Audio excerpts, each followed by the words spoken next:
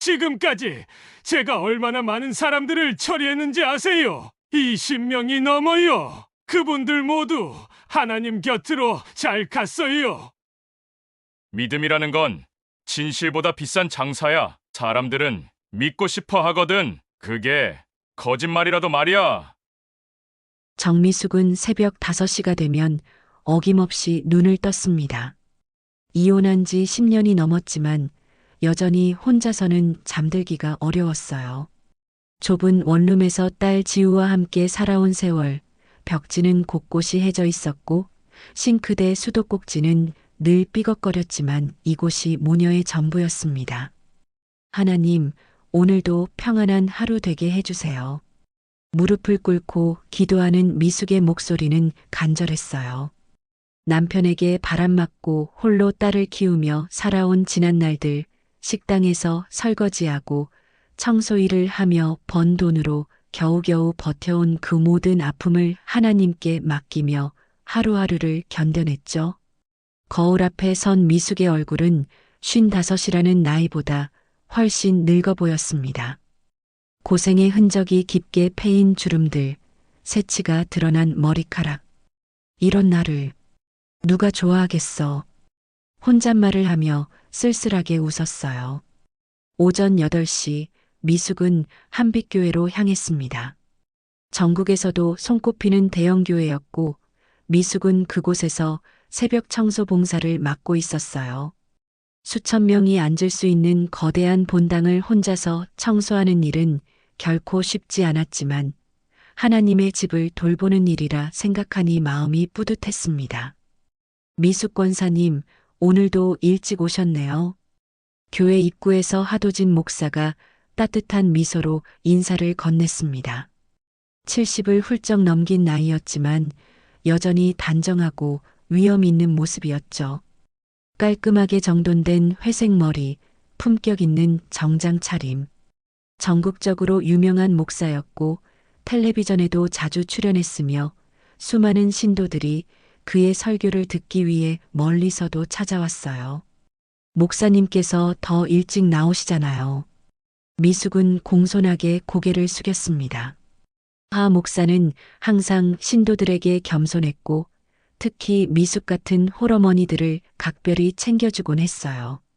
다른 교역자들은 미숙을 거들떠보지도 않았는데 하 목사만큼은 달랐습니다. 권사님이 이렇게 정성스럽게 교회를 돌봐주시니 하나님께서 얼마나 기뻐하실까요? 하 목사의 목소리는 부드럽고 따뜻했습니다. 이런 사소한 관심들이 미숙에게는 큰 위로가 되었어요. 집에서는 딸조차 바쁘다며 대화할 시간이 없었는데 목사님만큼은 자신을 한 명의 소중한 사람으로 봐주는 것 같았거든요. 몇 달 전부터 하 목사는 미숙에게 조금씩 더 깊은 관심을 보이기 시작했습니다. 권사님, 혹시 개인적인 고민이 있으시면 언제든 상담실로 오세요. 혼자 끙끙 앓지 마시고요. 처음엔 단순한 목회적 관심이라고 생각했지만 시간이 지날수록 그의 시선과 말투에서 다른 의미를 느끼기 시작했죠. 어느 날 오후 미숙이 교회 화단을 정리하고 있을 때였습니다. 미숙 권사님, 뒤에서 부르는 목소리에 돌아보니 하 목사가 서 있었어요. 혹시 시간 되시면 오늘 저녁에 잠깐 이야기를 나눌 수 있을까요?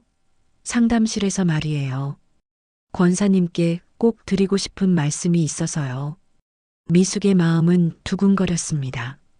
40 중반에 이혼하고 혼자 살아온 지 오래였지만 여전히 여자로서의 마음이 남아 있었거든요. 혹시나 하는 기대감과 함께 불안한 마음도 들었어요. 그날 저녁 상담실에서 만난 하 목사는 평소보다 더욱 부드러웠습니다.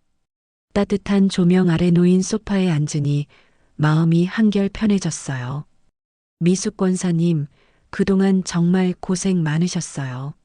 하 목사가 진심 어린 표정으로 말을 시작했습니다. 혼자서 딸을 키우시며 이렇게 신앙생활까지 열심히 하시는 모습을 보면서 정말 존경스러웠어요. 하나님은 누구에게나 두 번째 기회를 주십니다. 미숙 권사님도 마찬가지예요. 혼자 힘들게 사시지 마시고 이제는 행복하실 자격이 있어요. 하 목사의 눈빛이 깊고 진지했습니다. 저도 아내를 잃고 오랫동안 혼자였어요. 외로움이 얼마나 아픈지 너무 잘 알죠. 그의 말에 미숙의 가슴이 뜨거워졌습니다. 지난 10년간 억눌러왔던 외로움과 그리움이 한꺼번에 밀려왔어요. 목사님이 자신을 이해해주고 있다는 생각에 눈물이 나려고 했죠. 목사님, 저 같은 사람이 감히 그런 생각을 해도 될까요? 미숙의 목소리는 떨렸습니다. 물론입니다. 서로 의지하며 살아간다면 그것도 하나님의 뜻이 아닐까요? 하 목사가 미숙의 손을 살며시 잡았습니다. 그 손길이 따뜻했어요. 그렇게 시작된 교제는 꿈만 같았습니다. 하 목사는 미숙을 소중히 여겼고 데이트할 때마다 고급 식당에 데려가거나 선물을 사주곤 했어요. 미숙은 평생 이런 대접을 받아본 적이 없었습니다. 교회 사람들의 반응도 뜨거웠죠. 미숙 권사님, 정말 복 터지셨네요. 목사님 같은 분을 만나시다니 하나님이 정말 사랑하시나 봐요. 하지만 딸 지우만은 달랐습니다. 엄마, 너무 성급한 거 아니에요? 목사님에 대해서 아직 잘 모르잖아요. 그리고 왠지 모르게 어색해요.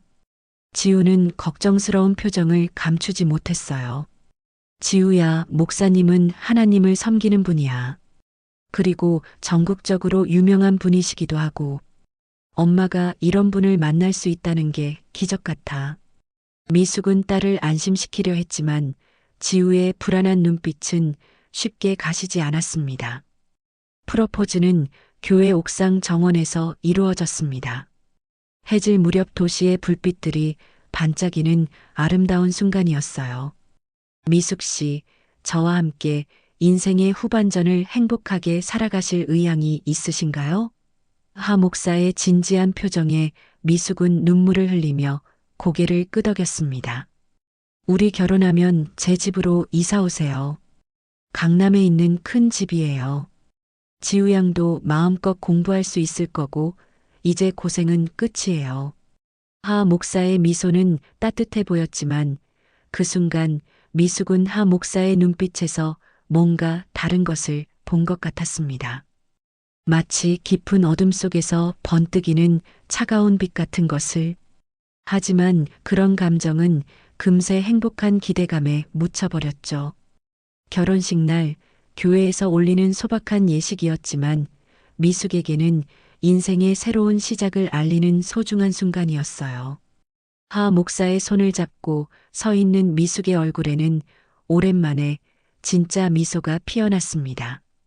하지만 그 순간 지우의 표정은 여전히 어두웠어요. 마치 무언가 불길한 일이 일어날 것을 예감하는 듯한 표정이었습니다. 결혼 후 미숙은 하 목사 소유의 고급 주택으로 이사하게 되었습니다. 강남의 한적한 주택가에 자리 잡은 3층 단독주택은 미숙이 상상했던 것보다 훨씬 컸어요. 마당에는 잘 가꿔진 정원이 있었고 집안은 고급스러운 가구들로 채워져 있었습니다. 정말 꿈 같아요.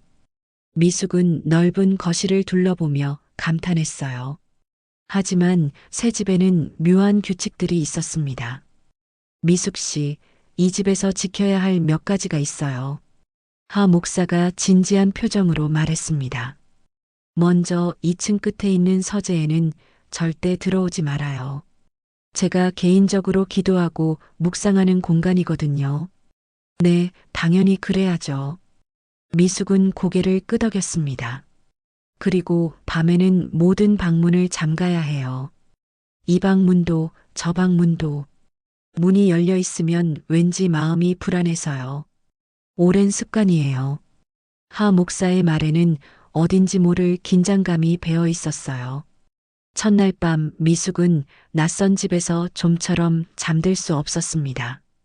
집안은 너무 조용했고 가끔 들리는 바람소리마저 으스스하게 느껴졌어요.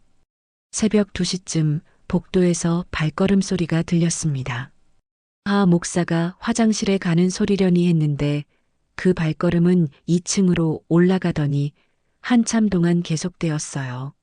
마치 누군가 복도를 왔다 갔다 하는 것 같았습니다.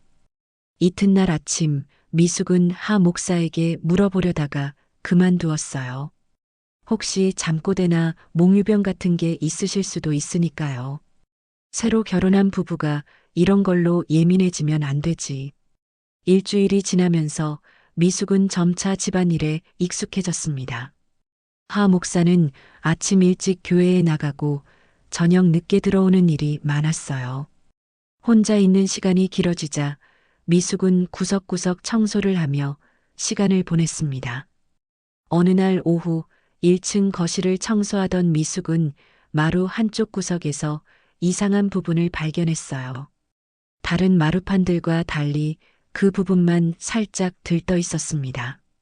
자세히 보니 못자국이 있었는데 마치 누군가 억지로 뜯어냈다가 다시 대충 맞춰놓은 것 같았어요. 궁금해진 미숙은 조심스럽게 마루판을 들어 올려 보았습니다. 그 순간 미숙의 얼굴이 하얗게 변했습니다.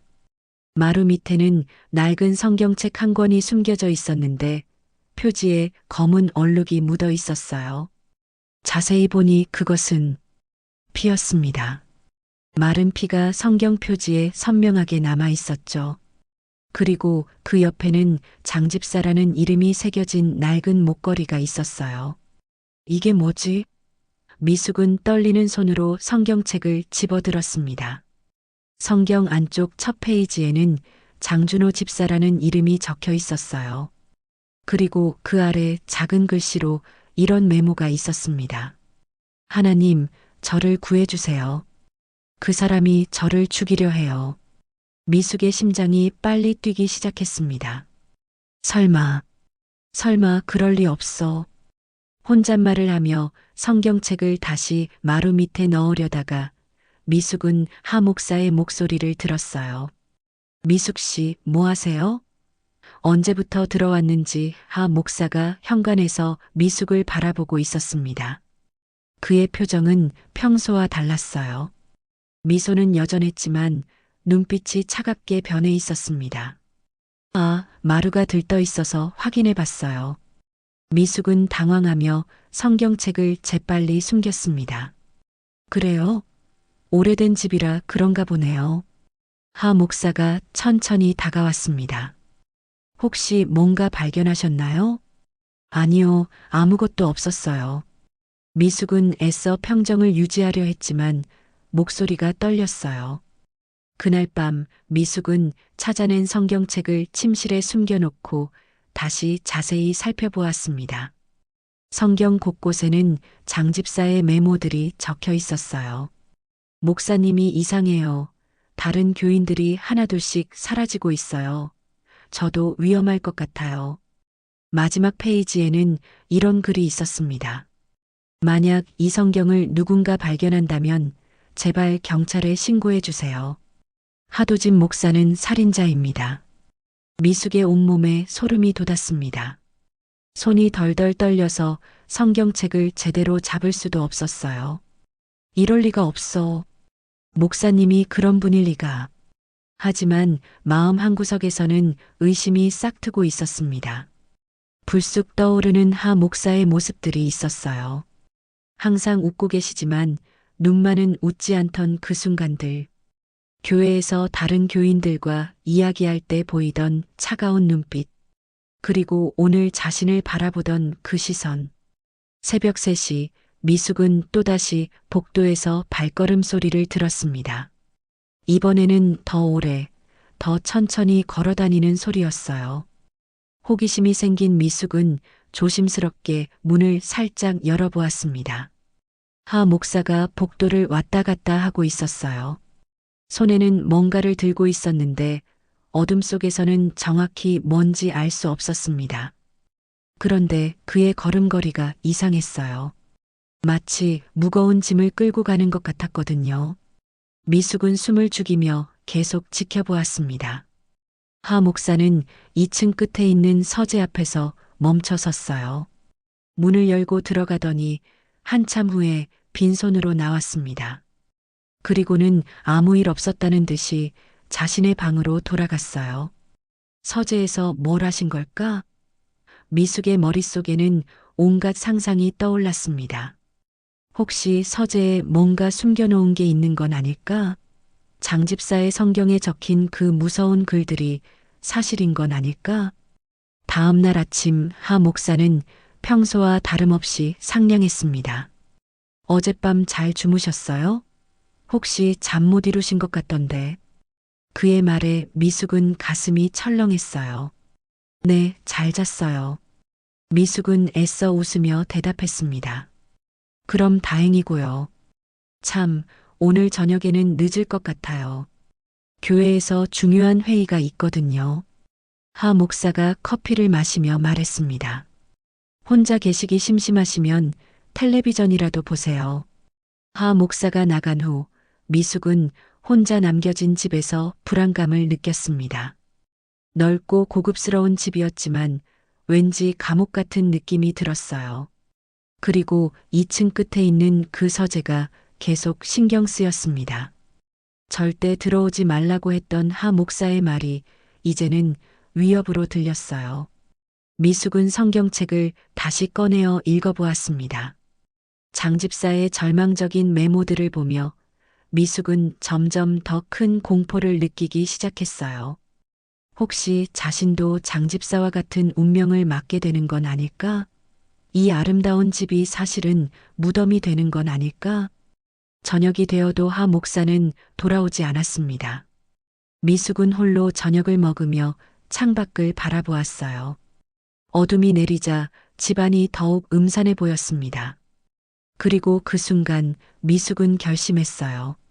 오늘 밤 서재에 들어가 보기로. 미숙은 밤 10시가 넘어서야 용기를 냈습니다. 하 목사가 돌아오지 않은 지금이 기회였어요. 손전등을 들고 조심스럽게 계단을 올라갔습니다. 2층 복도는 낮에도 어두웠는데 밤이 되니 더욱 음산했어요. 끝에 있는 서재 문 앞에 서자 심장이 쿵쾅거렸습니다. 문고리를 돌려보니 잠겨 있지 않았어요. 이상하네. 분명 잠그고 다니신다고 했는데. 미숙은 조심스럽게 문을 열고 서재 안으로 들어갔습니다. 서재는 생각보다 넓었어요. 벽면 가득 책들이 꽂혀 있었고 가운데에는 큰 책상이 놓여 있었습니다. 하지만 뭔가 이상했어요. 공기가 무거웠고 마치 오래된 지하실 같은 습기찬 냄새가 났습니다. 손전등으로 책상을 비춰보니 서류들이 어지럽게 널려 있었어요. 미숙은 그중 하나를 집어들었습니다. 교인 명부라고 적힌 파일이었어요. 펼쳐보니 교인들의 이름과 함께 소름 끼치는 메모들이 적혀 있었습니다. 김순자 권사 마이너스 헌금 500만 원, 처리 완료 박영수 집사 마이너스 토지 증여, 처리 완료. 장준호 집사 마이너스 반항적, 위험 인물, 처리 필요. 미숙의 손이 떨렸어요. 처리 완료라는 말이 무슨 뜻인지 짐작이 갔기 때문이었습니다. 그리고 장준호 집사, 바로 마루 밑에서 발견한 성경책의 주인이었어요.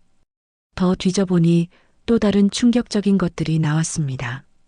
사망진단서 사본들, 유언장으로 보이는 서류들, 그리고 은행 계좌 이체 내역들. 모든 서류에는 하도진 목사의 이름이 수익자로 적혀 있었어요. 이럴 수가. 미숙은 입을 막고 말았습니다. 하 목사가 교인들의 재산을 가로채고 있었던 거예요. 그것도 그들이 죽은 후에 말이죠. 그때 아래층에서 현관문 열리는 소리가 들렸습니다. 하 목사가 돌아온 거였어요. 미숙은 황급히 서류들을 원래 자리에 놓고 서재에서 나왔습니다. 하지만 너무 서둘러서 책상 모서리에 손전등을 부딪혔어요. 쾅 하는 소리가 조용한 밤에 크게 울렸습니다. 미숙 씨? 아래층에서 하 목사의 목소리가 들렸어요. 괜찮으세요? 네, 괜찮아요. 미숙은 황급히 1층으로 내려갔습니다. 화장실 다녀오다가 어둠에서 벽에 부딪혔어요. 하 목사는 미숙을 유심히 바라보았습니다. 그러셨군요.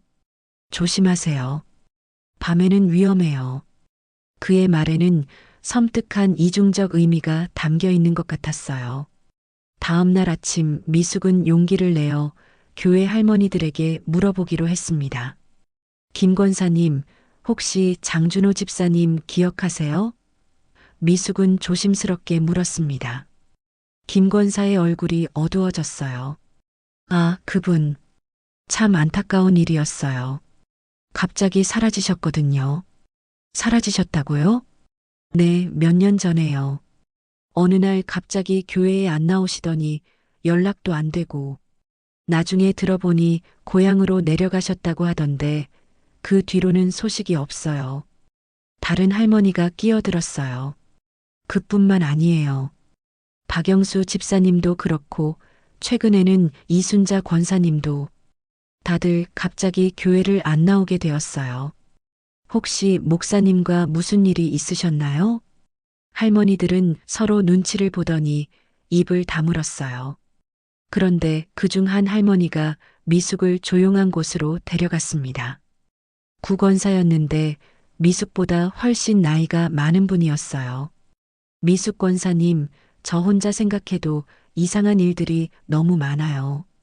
구권사가 주변을 둘러보며 작은 목소리로 말했습니다.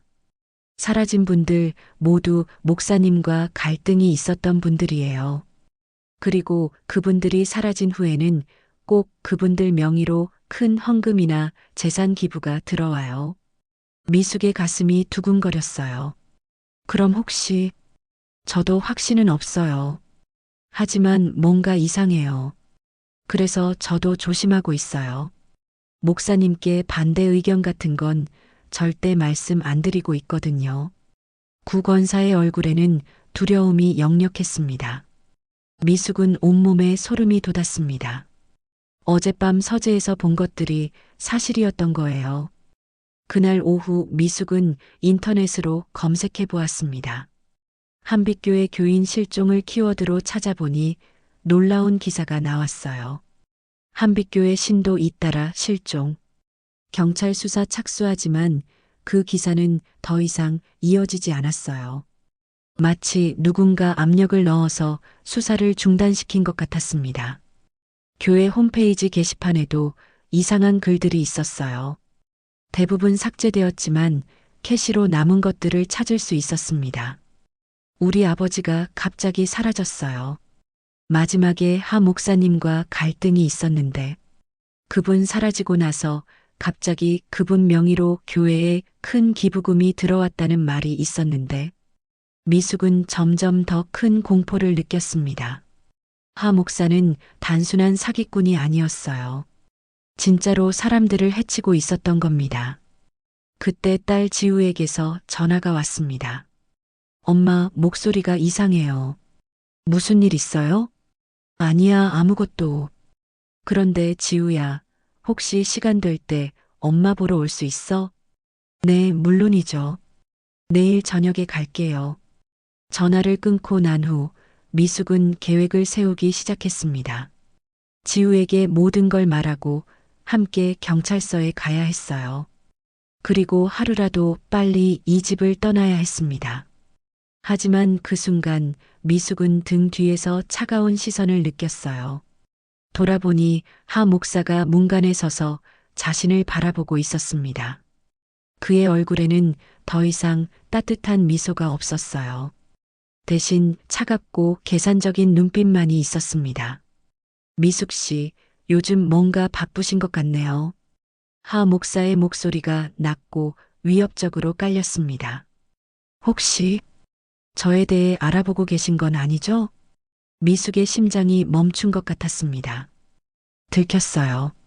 하 목사가 자신의 행동을 눈치챈 거였습니다. 목사님, 무슨 말씀이세요? 미숙은 애써 태연한 척했지만 목소리가 떨렸어요. 아, 그냥 그래서요. 하 목사가 천천히 다가왔습니다.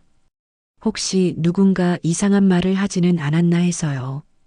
요즘 교회에 악한 소문을 퍼뜨리는 사람들이 있거든요. 그의 눈빛이 점점 더 위험해 보였습니다. 마치 사냥감을 노리는 맹수 같았어요. 저는 아무것도 들은 게 없어요. 미숙은 뒷걸음질 쳤습니다. 그럼 다행이고요. 하 목사의 입가에 섬뜩한 미소가 떠올랐습니다. 앞으로도 이상한 말에 귀 기울이지 마세요. 그런 말들은 위험할 수 있거든요. 미숙은 그 말이 명백한 위협이라는 걸 알았어요. 하 목사는 이미 자신을 의심하고 있었고 언제든 자신도 다른 교인들처럼 처리될 수 있다는 것을 암시하고 있었습니다. 그의 차가운 미소 뒤에는 살인자의 본성이 숨어 있었어요. 미숙은 그 순간 깨달았습니다. 자신이 악마와 결혼했다는 것을, 그리고 이제 그 악마의 다음 희생자가 될 위기에 처했다는 것을. 그날 밤 미숙은 잠들 수 없었습니다. 하 목사의 위협적인 눈빛과 차가운 미소가 계속 머릿속에 맴돌았어요. 새벽 2시쯤 또다시 복도에서 발걸음 소리가 들렸습니다. 이번에는 더 조심스럽게 문을 열어 살펴보았어요. 하 목사가 무언가 큰 가방을 들고 계단을 올라가고 있었습니다. 그 가방에서는 묘한 냄새가 났어요. 마치 썩은 고기 같은. 미숙은 숨을 죽이며 지켜보았습니다. 하 목사는 서재로 들어가더니 한참 후에 빈손으로 나왔어요. 그리고 화장실에서 손을 오랫동안 씻는 소리가 들렸습니다. 도대체 서재에서 뭘 하는 거야? 미숙의 온몸에 소름이 돋았어요. 다음 날 오후 드디어 딸 지우가 찾아왔습니다. 엄마, 안녕하세요. 지우는 밝게 인사했지만 미숙의 표정을 보더니 금세 걱정스러워했어요. 엄마, 얼굴이 너무 안 좋아 보여요. 무슨 일 있어요? 미숙은 지우를 자신의 방으로 데려갔습니다. 혹시 하 목사가 들을까봐 문을 꼭 닫고 작은 목소리로 말하기 시작했어요. 지우야, 엄마가 지금 아주 위험한 상황에 있는 것 같아. 미숙은 떨리는 목소리로 지금까지 있었던 일들을 모두 털어놓았습니다. 마루 밑에서 발견한 피 묻은 성경책, 서재에서 본 무서운 서류들, 사라진 교인들의 이야기까지. 지우의 얼굴이 점점 하얗게 변했어요. 엄마, 그럼 정말로 하 목사님이. 응, 엄마도 믿기 싫지만 그분은 살인자야. 그리고 이제 엄마도 위험해진 것 같아. 당장 여기서 나가야 해요. 지우가 급하게 말했습니다. 지금 짐 싸서 우리 집으로 가요. 하지만 그 순간 아래층에서 현관문 열리는 소리가 들렸어요. 하 목사가 돌아온 거였습니다. 미숙 씨, 손님 오셨나요? 하 목사의 목소리가 아래층에서 들려왔어요. 네, 딸이 왔어요. 미숙은 최대한 자연스럽게 대답했습니다. 얼마 후 하 목사가 방으로 올라왔어요. 지우 양, 오랜만이네요. 어머니 걱정되어서 오셨나 봐요. 지우는 하 목사를 바라보며 억지로 웃었습니다. 네, 안녕하세요. 하지만 하 목사의 눈빛이 예전과 달랐어요. 지우를 바라보는 시선이 차갑고 계산적이었습니다. 마치 지우까지도 위험한 존재로 인식하고 있는 것 같았어요. 참, 지우 양. 혹시 어머니께서 요즘 스트레스 받으시는 일이 있나요? 하 목사가 물었습니다. 요즘 이상한 얘기들을 하시더라고요. 미숙과 지우는 서로 눈을 마주쳤어요. 하 목사가 지우를 통해 자신의 상태를 확인하려는 것 같았습니다. 아니에요. 엄마는 괜찮으신 것 같은데요. 지우가 조심스럽게 대답했습니다. 그럼 다행이고요. 혹시 이상한 소리 들으시면 저에게 알려주세요. 나이 드시면서 가끔 착각하시는 경우가 있거든요. 하 목사의 말에는 위협이 담겨 있었어요. 저녁 식사 시간, 세 사람은 어색하게 식탁에 둘러앉았습니다. 하 목사는 평소처럼 부드럽게 웃으며 이야기했지만 미숙과 지우는 긴장을 감출 수 없었어요. 지우 양, 오늘 밤에 여기서 주무셔야겠어요. 너무 늦었잖아요. 하 목사가 제안했습니다. 아니에요. 집에 가야 해서요. 지우가 재빨리 거절했습니다. 그래도 위험하니까 내일 아침에 가세요. 어머니도 딸과 오랜만에 함께 보내고 싶으실 거고요. 하 목사의 목소리에는 거절할 수 없는 강압적인 느낌이 있었어요. 지우는 어쩔 수 없이 고개를 끄덕였습니다. 하지만 미숙은 불안했어요. 하 목사가 지우까지 위험에 빠뜨릴 수도 있다는 생각이 들었거든요. 밤 10시 지우는 미숙의 방에서 함께 자기로 했습니다. 하 목사가 자신의 방으로 들어간 후 모녀는 작은 목소리로 대화했어요. 엄마, 내일 아침에 바로 경찰서에 가요. 지우가 속삭였습니다. 그런데 지우야, 혹시 목사님이 우리 대화를 들었을까봐 무서워. 괜찮아요. 내일까지만 버티면 돼요. 하지만 새벽 1시쯤 미숙의 휴대폰으로 문자 메시지가 왔습니다. 발신자는 알 수 없음이었어요. 그 사람 옆에 있지 마세요. 당신도 사라질 수 있어요. 미숙은 지우를 깨웠습니다. 지우야, 이거 봐. 지우도 문자를 보고 놀랐어요. 이거 누가 보낸 거예요? 모르겠어. 하지만 우리를 도우려는 사람인 것 같아. 그때 복도에서 또다시 발걸음 소리가 들렸습니다. 이번에는 더 조심스럽고 천천히 걸어오는 소리였어요. 발걸음이 점점 가까워지더니 미숙의 방문 앞에서 멈췄습니다. 문고리가 살살 돌아가는 소리가 들렸어요. 하지만 다행히 미숙이 문을 잠가 놓았습니다. 몇 초간의 정적 후 발걸음이 다시 멀어졌어요. 미숙과 지우는 숨을 죽이고 기다렸습니다. 하 목사가 밤중에 자신들의 방에 들어오려고 했다는 것이 너무나 무서웠어요. 엄마, 이제 정말 위험해요. 당장 나가야 해요. 지우가 떨리는 목소리로 말했습니다. 하지만 밤에 나가면 더 위험할 수도 있어. 아침까지 기다렸다가 그 순간 또 다른 문자가 왔습니다. 지금 당장 도망가세요. 내일 아침이면 늦어요. 뒷문으로 나오세요. 제가 기다리고 있겠어요. 미숙과 지우는 서로를 바라보았습니다. 이 문자를 보낸 사람이 누구인지는 몰랐지만 분명히 자신들을 도우려는 사람인 것 같았어요. 엄마, 나가요. 지금이 기회예요. 미숙은 고민했습니다. 하지만 방금 전 하 목사가 자신들의 방에 들어오려고 했다는 사실이 결정적이었어요. 더 이상 이 집에 있으면 정말 위험할 것 같았습니다. 알았어. 조용히 짐을 싸자. 모녀는 최소한의 짐만 챙겨서 조심스럽게 방을 나섰습니다. 복도는 조용했고 하 목사의 방에서는 아무 소리도 나지 않았어요. 계단을 내려가며 바닥이 삐걱거릴까봐 조마조마했습니다. 1층에 도착해서 뒷문으로 향하는데 갑자기 거실에서 목소리가 들렸어요. 어디 가시는 거예요? 하 목사가 어둠 속에서 나타났습니다. 그의 손에는 뭔가 번득이는 것이 들려 있었어요. 칼이었습니다. 미숙 씨, 그리고 지우 양. 밤중에 어디 가시려고 그래요? 하 목사의 목소리는 더 이상 부드럽지 않았어요. 차갑고 위협적이었습니다. 미숙과 지우는 얼어붙었습니다. 이제 정말로 위험한 순간이 왔어요. 하 목사의 진짜 모습이 드러나는 순간이었습니다. 그의 손에 든 칼날이 어둠 속에서 섬뜩하게 반짝였어요. 미숙과 지우는 얼어붙었습니다. 도망갈 곳도 숨을 곳도 없었어요. 하 목사가 거실 문 앞을 막고 서 있어서 뒷문으로 가는 길도 차단된 상태였습니다. 목사님, 미숙이 떨리는 목소리로 말했습니다. 저희는 그냥 뭐요? 하 목사가 천천히 다가왔습니다. 혹시 누군가 이상한 문자라도 보냈나요?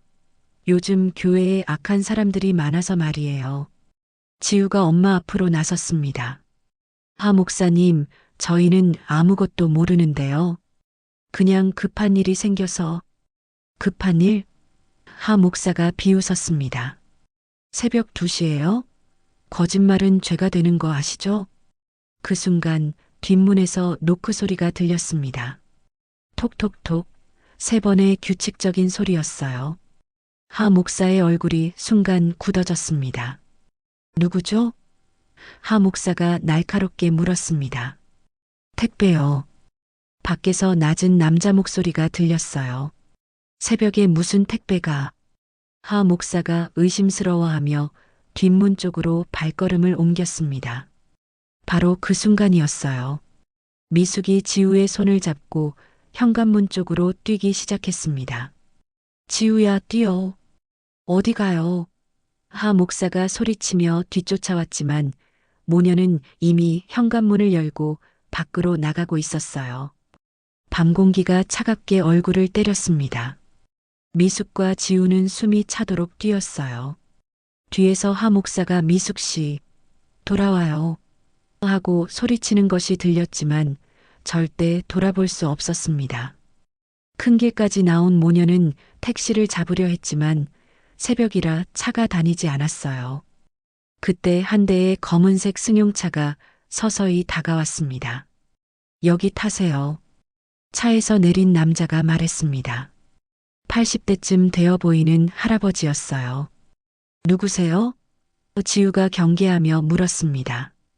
장로인입니다. 문자 보낸 사람이에요. 할아버지가 급하게 말했습니다. 빨리 타세요. 그놈이 쫓아올 거예요. 미숙은 그제야 깨달았어요. 바로 장준호 집사 마루 및 성경책의 주인이었습니다. 장 집사님, 살아계셨군요. 설명은 나중에 하고 일단 여기서 벗어나요. 장로인이 다급하게 재촉했습니다. 차에 타자마자 장로인은 빠른 속도로 운전하기 시작했어요. 백미러로 뒤를 확인하더니 안도의 한숨을 쉬었습니다. 장 집사님, 어떻게 살아계시는 거예요? 사라지셨다고 들었는데. 미숙이 물었습니다. 그놈이 저를 죽이려고 했어요. 하지만 운 좋게 살아났죠. 장로인의 목소리에는 분노와 슬픔이 섞여 있었어요. 하 목사는 진짜 악마예요. 지금까지 몇 명이나 죽였는지 몰라요. 그럼 왜 경찰에 신고하지 않으셨어요? 신고했어요. 하지만 아무도 믿지 않았어요. 유명한 목사님을 누가 의심하겠어요? 오히려 저더러 정신병자라고 했죠. 장로인이 쓰게 웃었습니다. 차는 시내를 벗어나 외곽으로 향했어요. 장로인이 말했습니다. 제가 몰래 살고 있는 곳이 있어요. 거기서 하룻밤 지내시고 내일 아침에 경찰서에 같이 가요. 제가 모은 증거들이 있거든요. 증거요? USB 하나에 그놈의 모든 죄악을 담아놨어요. 몰래 녹음한 통화 내용, 교인들의 위조된 유언장, 사망자 명의 계좌 이체 기록까지. 이제야 그놈을 잡을 수 있어요. 미숙은 눈물이 났습니다. 드디어 하 목사의 정체를 밝힐 수 있는 기회가 온 거였어요. 30분 후 차는 외곽의 작은 모텔에 도착했습니다. 장로인이 말했어요. 여기 사장님이 제 친구예요. 안전해요. 모텔 방에서 장로인은 미숙과 지우에게 자신의 이야기를 들려주었습니다. 저는 3년 전에 하 목사의 실체를 알게 됐어요. 교회 회계를 담당하고 있었는데 이상한 점들이 너무 많았거든요. 죽은 교인들 명의로 계속 헌금이 들어오고 그 돈이 모두 하 목사 개인 계좌로 들어가고 있었어요. 그래서 어떻게 하셨어요? 하 목사에게 따졌죠. 그랬더니 처음에는 변명하더니 나중에는 아예 위협하기 시작했어요. 그러던 어느 날 밤 집에 침입자가 들어왔어요. 하 목사가 보낸 사람이었죠. 장로인은 소매를 걷어 올렸습니다. 팔에는 큰 흉터가 있었어요. 칼로 찔렸지만 운 좋게 살아났어요. 그 후로는 죽은 척하고 숨어서 살면서 증거를 모았어요. 언젠가는 그놈의 죄를 밝혀야 한다고 생각했거든요. 지우가 물었습니다. 그럼 어떻게 저희가 위험하다는 걸 아셨어요? 교회에 아직도 제 사람이 있어요. 하 목사가 미숙 권사님을 의심하고 있다는 정보를 들었죠. 그래서 문자를 보낸 거예요. 장로인은 가방에서 작은 USB를 꺼냈습니다. 이 안에 하 목사의 모든 범죄 증거가 들어 있어요. 내일 아침에 이걸 가지고 경찰서에 가면 드디어 그놈을 잡을 수 있어요. 미숙은 그 작은 USB를 바라보며 생각했습니다. 저 안에 얼마나 많은 사람들의 억울함이 담겨 있을까? 장 집사님처럼 하 목사의 악행을 알고도 세상에 알리지 못했던 사람들의 절망이. 장 집사님, 정말 고맙습니다. 장 집사님이 아니었다면 저희도. 아니에요. 이제야 제가 할 일을 하는 거예요. 장로인의 눈에는 결의가 서려 있었어요. 그때 지우의 휴대폰이 울렸습니다. 하 목사에게서 온 문자였어요. 지우 양, 어머니와 함께 집으로 돌아오세요. 이야기할 게 있어요. 만약 돌아오지 않으면 후회하게 될 거예요. 미숙과 지우는 서로를 바라보았습니다. 하 목사가 아직도 자신들을 포기하지 않고 있다는 것이 무서웠어요. 장로인이 말했습니다. 걱정하지 마세요. 내일 아침이면 모든 게 끝나요.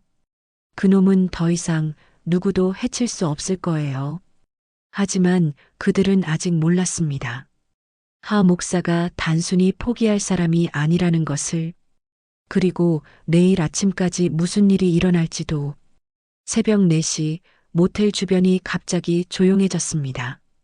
너무 조용해서 오히려 불안했어요. 창문 밖을 내다본 지우가 소스라치게 놀랐습니다. 엄마, 저기 봐요. 모텔 주차장에 검은색 승용차 한 대가 서 있었어요. 그리고 그 차에서 익숙한 실루엣이 보였습니다. 하도진 목사였어요. 그가 드디어 이곳까지 찾아온 거였습니다. 어떻게 여기까지? 미숙의 얼굴이 하얗게 변했습니다. 장로인이 재빨리 일어나 불을 껐어요. 조용히 하세요. 아직 우리가 여기 있는 걸 모를 수도 있어요. 하지만 그들의 희망은 곧 무너졌습니다. 하 목사가 차에서 내려 천천히 모텔로 걸어오기 시작했거든요. 그의 손에는 여전히 칼이 들려 있었어요. 뒷문은 없나요? 지우가 급하게 물었습니다. 있지만 그놈이 이미 뒤쪽도 막았을 거예요. 장로인이 암울하게 말했습니다. 저를 죽이려 할 때도 완벽하게 계획을 세웠거든요. 모텔 복도에서 발걸음 소리가 들렸어요. 천천히 하지만 확실하게 그들의 방으로 다가오는 소리였습니다. 문 앞에서 발걸음이 멈췄어요. 똑똑똑. 문을 두드리는 소리가 들렸습니다. 미숙 씨, 거기 계시죠? 하 목사의 목소리가 문 너머로 들려왔어요. 장로인도 함께 계시고요. 오랜만이네요, 장 집사님. 세 사람은 숨을 죽이고 있었지만 하 목사는 이미 모든 걸 알고 있었어요. 문 열어주세요. 이야기할 게 있어요. 하 목사의 목소리는 여전히 부드러웠지만 그 속에 담긴 위협은 누구나 느낄 수 있었어요. 장로인이 작은 목소리로 속삭였습니다. USB를 지우 양한테 줄게요. 만약 제가 잡히면 지우 양이 경찰서에 가져가세요. 장 집사님, 제발이요. 이게 마지막 기회예요. 지우가 USB를 받아 주머니 깊숙이 넣었어요. 그 순간 문이 벌컥 열렸습니다. 하 목사가 마스터키를 사용해서 문을 연 거였어요. 안녕하세요, 여러분. 하 목사가 들어오며 미소 지었습니다. 하지만 그 미소는 더 이상 온화하지 않았어요. 차갑고 잔인했습니다. 목사님, 어떻게 여기를? 미숙이 떨리며 물었습니다. 미숙 씨 휴대폰에 위치 추적 앱이 설치되어 있어요. 제가 몰래 해놓은 거죠. 혹시 모를 일에 대비해서 말이에요. 하 목사가 태연하게 설명했습니다. 미숙은 자신의 휴대폰을 확인했어요. 정말로 모르는 앱이 하나 설치되어 있었습니다. 장 집사님, 정말 오랜만이네요. 하 목사가 장로인을 향해 말했습니다. 3년 전에 죽은 줄 알았는데 이렇게 살아있다니 놀랍네요. 하도진, 이제 끝이야. 장로인이 일어서며 말했습니다. 내 모든 죄악을 세상에 알릴 거야. 그래요? 무슨 증거로요? 하 목사가 비웃었습니다. USB에 모든 증거가 있어. 내가 교인들을 죽이고 재산을 가로챈 모든 기록이 말이야. 하 목사의 표정이 순간 변했어요. USB가 어디 있죠? 그건 내가 알 필요 없어. 장 집사님, 아직도 모르시는군요. 제가 얼마나 철저한 사람인지 말이에요. 하 목사가 휴대폰을 꺼내 어딘가에 전화를 걸었습니다. 지금 올라와요. 잠시 후 문 밖에서 발걸음 소리가 들렸어요. 2명의 남자가 들어왔습니다. 덩치가 큰 남자들이었어요. 이 사람들은 제가 고용한 분들이에요. 가끔 어려운 일을 처리해 주시죠. 하 목사가 설명했습니다. 미숙은 이제 모든 걸 이해했어요. 하 목사는 혼자 범죄를 저지른 게 아니었어요. 조직적으로, 계획적으로 사람들을 해치고 있었던 거예요. USB를 내놓으세요.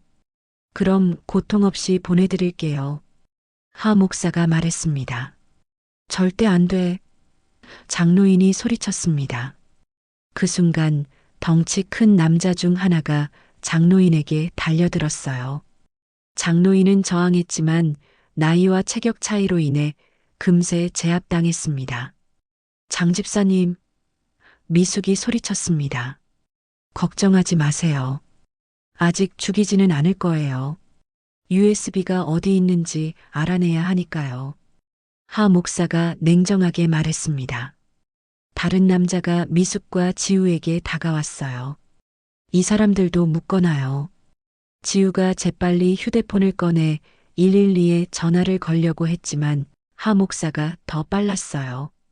휴대폰을 빼앗아 바닥에 내동댕이 쳤습니다.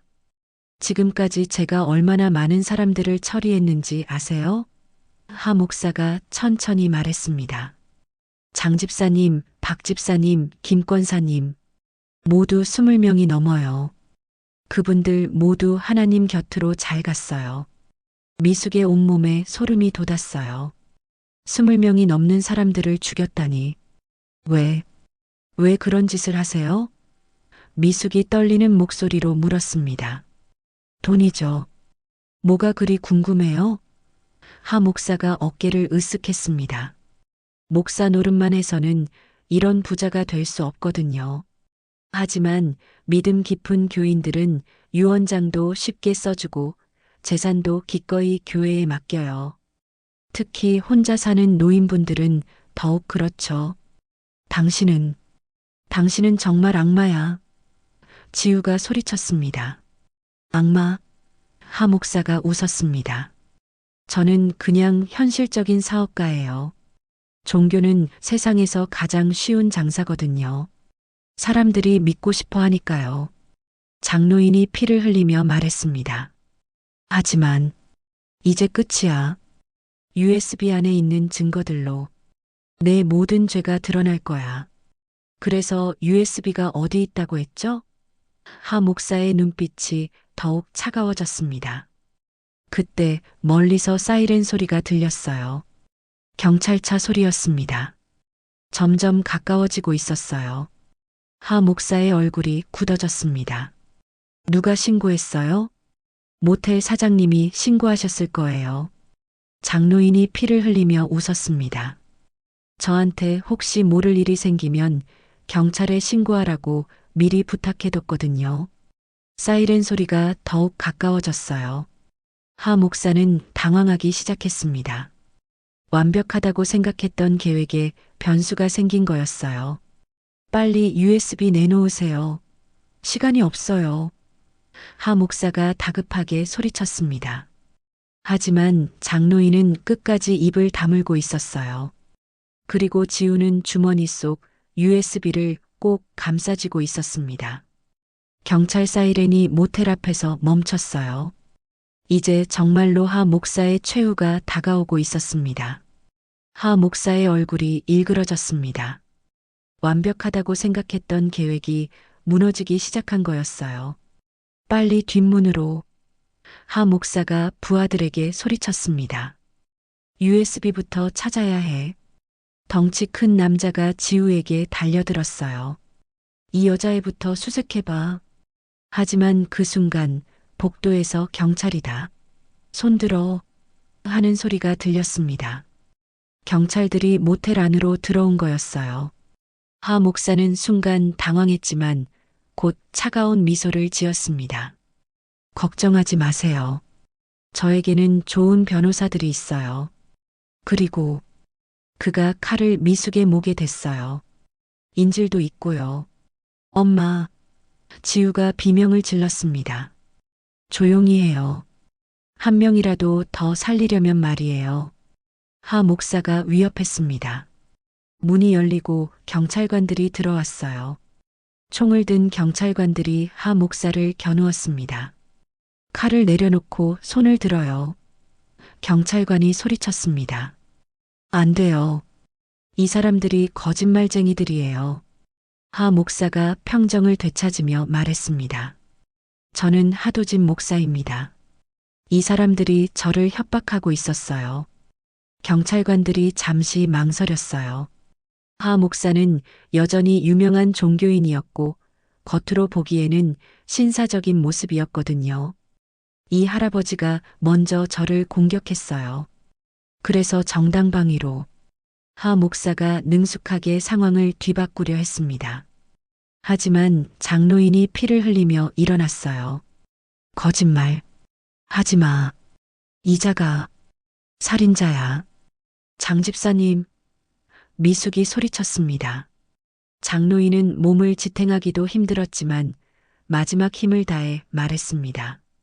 경찰관님, 이자가 지금까지 20명 넘게 죽였어요. 증거가 있어요. 무슨 증거요? 경찰관이 물었습니다. 지우가 주머니에서 USB를 꺼냈어요. 여기 있어요. 모든 증거가 들어있어요. 하 목사의 표정이 완전히 변했습니다. 더 이상 목사의 모습이 아니었어요. 진짜 악마의 얼굴이었습니다. 그 USB 주지 마. 하 목사가 칼로 미숙을 더 세게 위협했습니다. 그거 주면 이 여자 죽는다. 하지만 지우는 USB를 경찰관에게 던졌어요. 받으세요. 안 돼. 하 목사가 소리치며 미숙을 밀치고 USB를 잡으려 했습니다. 그 순간이었어요. 경찰관이 하 목사를 향해 테이저건을 발사했습니다. 하 목사가 바닥에 쓰러지며 온몸에 경련을 일으켰어요. 칼이 손에서 떨어져 나갔습니다. 확보. 경찰관들이 재빨리 달려들어 의식을 잃은 하 목사를 수갑으로 묶었습니다. 미숙은 드디어 안전해졌다는 사실에 주저앉으며 울기 시작했어요. 지우가 엄마를 껴안았습니다. 부하들도 저항할 틈도 없이 체포되었어요. 경찰관이 USB를 보며 말했습니다. 이게 정말 증거라면 수사본부에서 분석해 볼게요. 분석할 필요도 없어요. 장로인이 힘들게 말했습니다. 그 안에 하도진이 직접 통화하면서 범죄를 지시하는 음성이 있어요. 경찰관이 노트북을 가져와 USB를 연결했습니다. 몇 개의 파일이 나타났어요. 그중 하나를 클릭하자 하 목사의 목소리가 흘러나왔습니다. 박 집사는 이번 주 안에 처리해. 유 원장은 이미 위조해 놨으니까 걱정하지 마. 사람은 겁만 주면 조용해져. 헌금도 입도 그렇게 관리하는 거야. 모든 사람들이 충격에 빠졌어요. 하 목사의 진짜 목소리, 진짜 모습이었습니다. 다른 파일들도 계속 재생되었어요. 교인들의 위조된 유언장, 사망자 명의 계좌 이체 기록, 심지어 살인을 지시하는 문자 메시지까지. 10분 후 하 목사가 천천히 의식을 회복했습니다. 하지만 이미 수갑이 채워진 상태였어요. 상황을 파악한 하 목사가 발악하기 시작했습니다. 나요. 저는 무죄예요. 이 사람들이 저를 모함하는 거라고요. 경찰관이 하 목사를 향해 말했습니다. 하도진, 당신을 연쇄살인 및 사기 혐의로 체포합니다. 안 돼요. 저는 하나님을 섬기는 목사예요. 하 목사가 마지막까지 발버둥쳤습니다. 하나님? 장로인이 비웃었습니다. 내가 섬긴 건 오직 돈뿐이야. 구급차가 도착해서 장로인을 응급실로 이송했어요. 다행히 생명에는 지장이 없을 것 같았습니다. 경찰서에서 미숙과 지우는 상세한 진술을 했어요. 지금까지 있었던 모든 일들을 낱낱이 설명했습니다. 경찰들은 하 목사의 집을 압수수색했고 서재에서 더 많은 증거들을 발견했어요. 다음 날 아침 뉴스에서 대대적으로 보도되었습니다. 전국적으로 유명한 하도진 목사, 20여 명 교인 살해 혐의로 체포, 종교를 이용한 사상 최악의 연쇄살인 사건, 피해자 대부분이 홀몸 노인, 재산 목적 범행으로 추정, 교회는 즉시 문을 닫았고 남은 교인들은 큰 충격에 빠졌어요. 그들이 그토록 존경했던 목사가 악마였다는 사실을 받아들이기 어려워했습니다. 재판에서 하 목사는 계속 무죄를 주장했어요. 저는 하나님의 종입니다. 이 모든 게 음모예요. 하지만 증거는 너무나 확실했습니다. USB에 담긴 음성 파일들, 위조된 서류들, 피해자들의 계좌 이체 기록들. 모든 것이 하 목사의 범행을 입증했어요. 특히 결정적이었던 건 하 목사가 부하들과 나눈 통화 내용이었습니다. 믿음이라는 건 진실보다 비싼 장사야. 사람들은 믿고 싶어 하거든. 그게 거짓말이라도 말이야. 이 말이 재생되었을 때 법정에 있던 모든 사람들이 경악했습니다. 하 목사가 신앙을 어떻게 생각하고 있었는지 적나라하게 드러나는 순간이었어요. 결국 하 목사는 무기징역을 선고받았습니다. 법정에서 그는 마지막으로 이렇게 말했습니다. 믿음이라는 건 진실보다 비싼 장사야. 당신들은 그걸 몰라. 그의 마지막 말에서도 여전히 회개나 반성은 찾아볼 수 없었어요. 끝까지 냉정하고 계산적인 악마의 모습이었습니다. 미숙은 법정을 나서며 생각했습니다. 자신이 사랑했다고 생각했던 사람이 이런 괴물이었다니. 하지만 이제 모든 게 끝났어요. 그리고 새로운 시작을 할 수 있게 되었습니다. 하 목사의 체포 후 6개월이 지났습니다.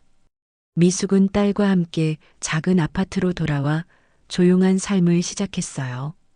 강남의 그 큰 집은 경찰 수사 후 압류되었고 미숙은 다시 예전의 소박한 생활로 돌아갔습니다. 처음 몇 달은 정말 힘들었어요. 밤마다 악몽에 시달렸고 하 목사의 차가운 눈빛이 계속 떠올랐습니다. 그의 마지막 말들도 귓가에 맴돌았어요. 믿음이라는 건 진실보다 비싼 장사야. 엄마, 괜찮으세요? 지우가 걱정스럽게 물었습니다. 응, 괜찮아. 시간이 지나면 나아질 거야. 미숙은 억지로 웃으며 대답했지만 마음 깊은 곳의 상처는 쉽게 아물지 않았어요. 어느 날 미숙은 홀로 앉아 지난 일들을 돌이켜보았습니다. 나는 그 사람을 믿은 게 아니라 믿고 싶었던 내 외로움을 믿은 거였어. 자신에게 솔직해지는 순간이었어요. 10년 넘게 혼자 살면서 쌓인 외로움, 누군가에게 기대고 싶었던 마음, 안정된 생활에 대한 갈망. 그 모든 것들이 하 목사라는 가면을 쓴 악마에게 속아 넘어가게 만들었던 거였습니다. 하지만 이제 미숙은 알았어요. 진정한 행복은 누군가에게 의존하는 것이 아니라 자신의 힘으로 만들어가는 것이라는 걸 말이에요. 그런 깨달음과 함께 미숙은 새로운 일을 시작했습니다. 동네 복지관에서 혼자 사는 어르신들을 돌보는 봉사활동이었어요. 자신과 같은 외로움을 겪고 있는 분들에게 도움이 되고 싶었거든요. 미숙 씨, 정말 고마워요. 이렇게 찾아와 주시니. 80이 넘은 박 할머니가 미숙의 손을 꼭 잡으며 말씀하셨어요. 할머니, 저야말로 고마워요. 할머니들과 함께 있으니까 마음이 따뜻해져요. 미숙의 말은 진심이었어요. 몇 달 후 미숙은 같은 마음을 가진 사람들과 함께 돌봄 식탁이라는 모임을 시작했습니다. 혼자 사는 어르신들과 자원봉사자들이 함께 모여 식사하고 이야기를 나누는 모임이었어요. 오늘은 제가 김치찌개를 끓여왔어요. 미숙이 큰 냄비를 들고 와서 말했습니다. 우와, 냄새만 맡아도 맛있겠어요. 자원봉사를 하러 온 젊은 대학생이 감탄했어요. 식탁에는 10명 남짓한 사람들이 둘러앉았습니다. 혼자 사는 어르신들, 자원봉사자들, 그리고 가끔씩은 지우도 함께 했어요. 나이도 다르고 사는 모습도 달랐지만 모두가 진심으로 서로를 챙기는 따뜻한 사람들이었습니다. 미숙 씨 덕분에 이런 좋은 모임이 생겼네요. 최 할아버지가 흐뭇하게 웃으시며 말씀하셨어요. 아니에요. 우리 모두가 함께 만든 거죠. 미숙은 주변을 둘러보며 말했습니다. 이곳에는 하 목사 같은 가식이나 계산이 없었어요. 오직 진심과 사랑만이 있었습니다. 어느 날 장로인이 돌봄 식탁을 찾아왔습니다. 완전히 회복된 모습이었어요. 장 집사님, 미숙이 반갑게 맞았습니다. 미숙 권사님, 정말 좋은 일 하고 계시네요. 장로인이 주변을 둘러보며 감탄했어요. 장 집사님도 함께 하실래요? 할아버지들이 장 집사님 같은 분을 기다리고 계실 거예요. 장로인은 흔쾌히 고개를 끄덕였습니다. 그럼요. 이제 정말로 하나님이 원하시는 일을 해야죠. 그날 저녁 미숙과 장로인은 조용히 이야기를 나누었어요. 미숙 권사님, 그 일 때문에 신앙을 잃지는 않으셨죠? 장로인이 걱정스럽게 물었습니다. 처음에는 그랬어요. 하나님도 원망하고 모든 걸 의심했죠. 미숙이 솔직하게 말했습니다. 하지만 이렇게 좋은 사람들을 만나고 함께 나누며 살다 보니까 진짜 믿음이 뭔지 알 것 같아요. 그래요? 믿음은 유명한 목사나 큰 교회에 있는 게 아니라 이렇게 서로를 사랑하고 돌보는 마음에 있는 것 같아요. 미숙의 얼굴에 평온한 미소가 떠올랐습니다. 몇 달 후 지우가 좋은 소식을 가지고 왔습니다. 엄마, 저 취업됐어요. 정말? 축하해. 미숙이 딸을 껴안았습니다. 그리고 엄마, 저 이제 확신해요. 엄마는 정말 강한 사람이에요. 지우가 진심 어린 표정으로 말했습니다. 그런 끔찍한 일을 겪고도 다른 사람들을 돌보는 엄마를 보면서 진짜 존경스러워요. 미숙의 눈에 눈물이 맺혔어요. 딸의 인정을 받는다는 것이 이렇게 뿌듯할 줄은 몰랐습니다. 지우야, 엄마는 이제 누군가의 아내나 신도가 아니라 내 이름으로 누군가에게 따뜻함을 줄 수 있는 사람이 되었어. 그게 가장 기뻐. 어느 일요일 오후 돌봄 식탁에서의 하루를 마치고 집으로 돌아가는 길이었습니다. 지우가 미숙의 팔짱을 끼며 말했어요. 엄마, 지금 행복해요? 미숙은 잠시 생각해 보았습니다. 큰 집도 많은 돈도 유명한 남편도 없었어요. 하지만 진심으로 자신을 사랑해주는 딸이 있었고 함께 나누며 살아갈 수 있는 사람들이 있었습니다. 그리고 무엇보다 자기 자신을 사랑할 수 있게 되었어요. 응, 행복해. 진짜로. 미숙이 환하게 웃었습니다. 이제 엄마 곁엔 진짜 사람들이 있어요. 엄마는 이제 다시 시작한 거예요. 지우가 엄마의 손을 꼭 잡았습니다. 미숙은 고개를 끄덕였어요. 정말로 새로운 시작이었습니다. 가면을 쓴 악마가 아니라 진심을 가진 사람들과 함께하는 진짜 인생의 시작이었죠. 저녁 노을이 모녀를 따뜻하게 감쌌습니다. 미숙은 더 이상 외롭지 않았어요.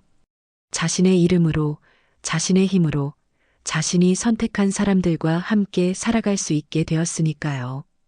그렇게 미숙의 진짜 인생이 시작되었습니다. 악마를 만나 절망의 나락으로 떨어졌지만 그 속에서 진정한 자신을 찾고 진짜 행복을 만들어낸 한 여자의 이야기였습니다. 악마는 뿔이 달려있지 않다. 때로는 가장 부드러운 얼굴로 다가온다. 그러나 진짜 믿음은 누군가를 따르는 것이 아니라 자신을 다시 믿게 되는 순간에 피어난다. 여러분은 살면서 부드러운 얼굴을 가진 악마를 만나본 적이 있으신가요? 있으시다면 댓글로 알려주세요. 오늘의 사연은 여기까지입니다. 오늘 이야기가 마음에 드셨다면 좋아요, 구독 한 번씩 부탁드릴게요. 좋아요, 구독은 무료니까요. 다음에 더 좋은 영상으로 찾아오겠습니다. 시청해주셔서 감사합니다.